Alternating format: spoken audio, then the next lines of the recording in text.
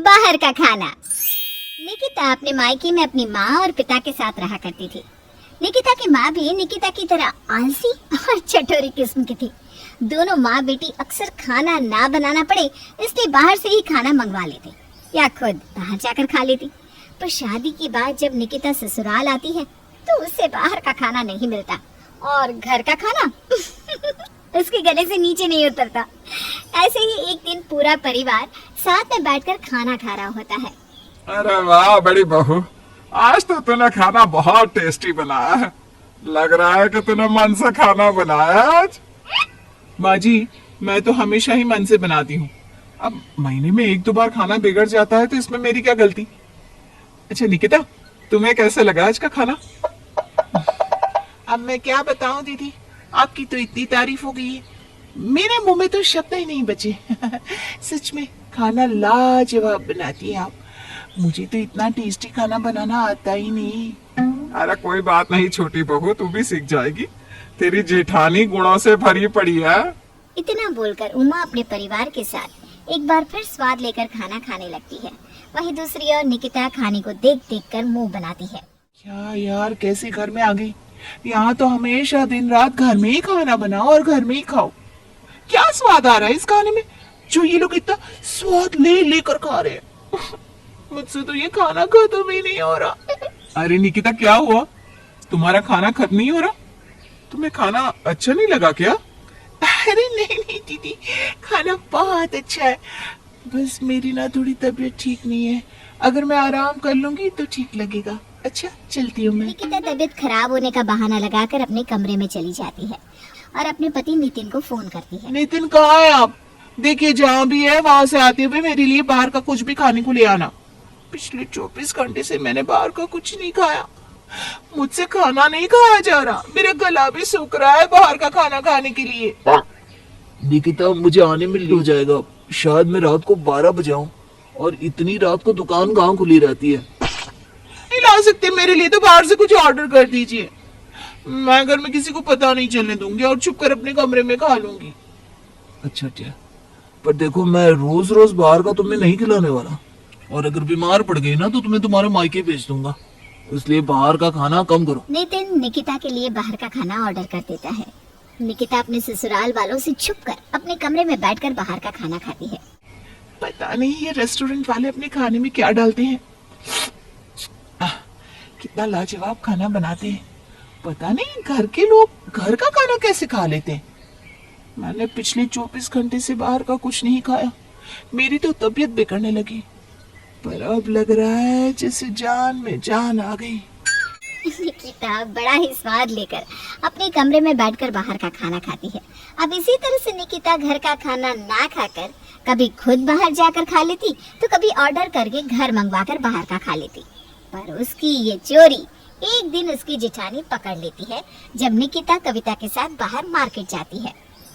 चलिए ना हक्का नूडल्स खाते हैं। इस घर में तो बाहर का कुछ भी नहीं आता। मेरा बड़ा दिल कर रहा है। चलिए ना दीदी। अरे निकिता, मैं बाहर का नहीं खाती। मेरा तो जो भी मन करता है घर में ही बनाकर खा लेती हूँ।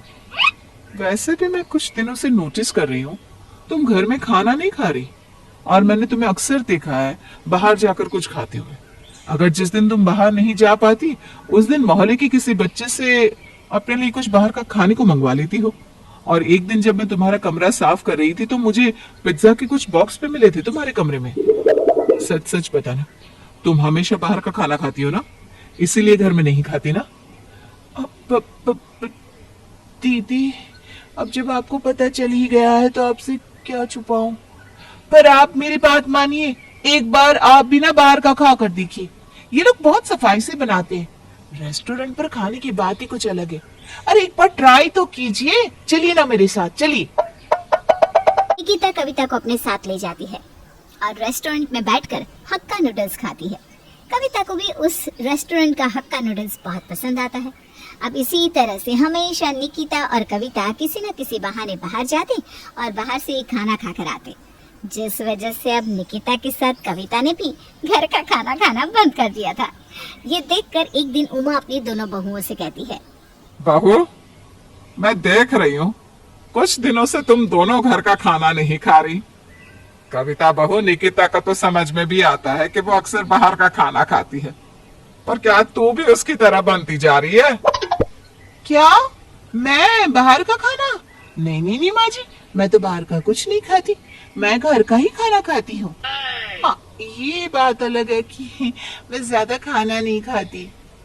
छोटी बहू, मैंने अपने ये बाल ना धूप में सफेद नहीं किए। तुझसे पहले नितिन भी अक्सर बाहर का खाना खाता था, घर के खाने की तरफ तो वो देखता भी नहीं था, और वही हाल तेरा है। बहुत अच्छे से जानती हूँ मैं, तुझे कुछ बोलती नहीं इसका मतलब ये नहीं कि मुझे पता नहीं। माँ जी। बहू, अभी मेरी बात खत्म नहीं हुई है। तुम दोनों को अक्सर बाहर जाकर खाते हुए देखते हूँ, और मोहल्ले के बच्चे भी मुझे सब बताते हैं कि कैसे तुम दोनों बच्चों से बाहर की चीज मंगवाती हो।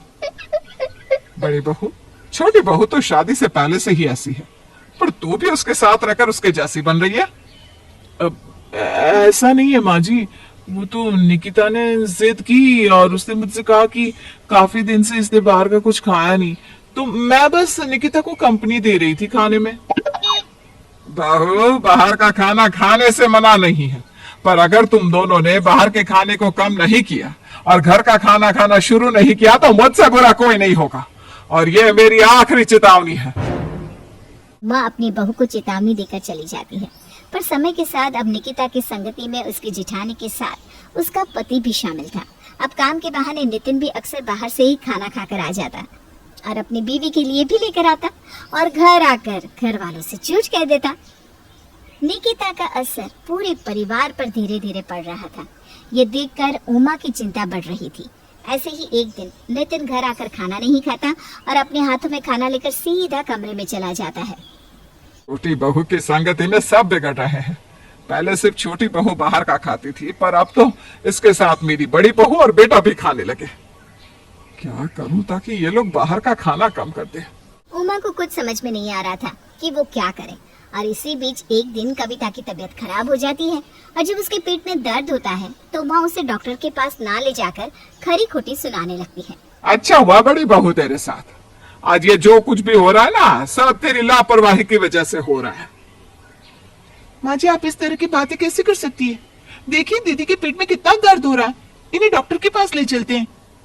चुप कर बहू, ये सब कुछ तेरी वजह से तो हो रहा है। खुद तो बाहर का खाती है, साथ में घर वालों को भी खिलाती है। ये सब तेरी वजह से हो रहा है। और खाओ बाहर का खाना, कोई दवाई नहीं करवाने वाली मैं, तड़पते रहे। इसी बहाने बाहर का खाना खाना तो कम होगा तुम लोगों का। माँ जी, प्लीज दवाई दिलवा दीजिए, मैं आगे से बाहर का नहीं खाऊंगी, वादा करती हूँ आपसे। और निकिता तुम भी मत खाओ, वरना मेरी जैसी हालत तुम्हारी भी हो जाएगी। ठीक है, आज तो बुला देती हो डॉक्टर, पर आगे से मैंने तुम दोनों में से किसी को भी बाहर का खाता हुआ देखा, या तुम दोनों में से किसी ने भी कहा कि तुम्हारी तबीयत ठीक नहीं है, तो मैं तुम्हें दवाई के बदले बाहर का चाउमीन, मोमोज, बर्गर खिलाऊंगी। तबीयत खराब होने पर उमा अपनी दोनों बहुओं की अच्छे से क्लास लेती है। अपनी सास की डांट सुनने के बाद कविता तो होश में आ जाती है, पर निकिता अब भी बाहर के खाने पर जिंदा रहती है। सब्सक्राइब कीजिए।